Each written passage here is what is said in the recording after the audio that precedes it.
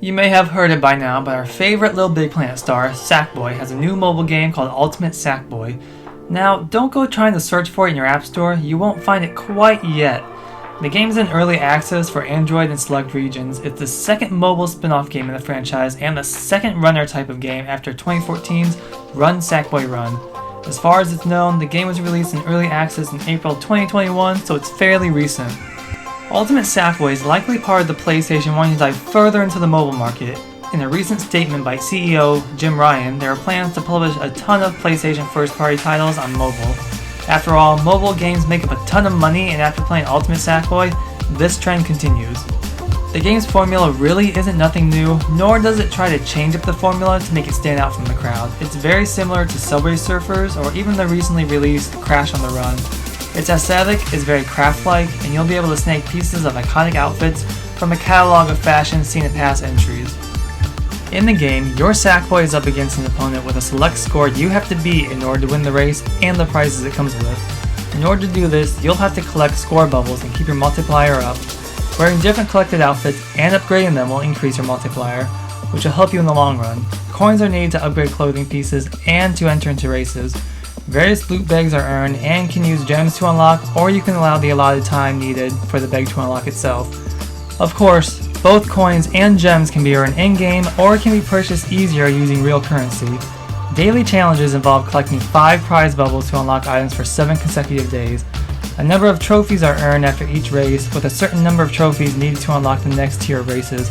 For instance, it takes 70 trophies to unlock Tier 2. So, is the game good? Well, it's very average, but enjoyable for quick, short bursts while waiting for something.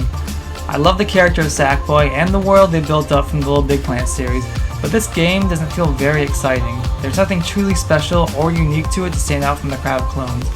It would have been nice to see them speed up the running since it feels a little bit slow, and to have Sackboy utilize weapons present in past games like the grapple or hover boots.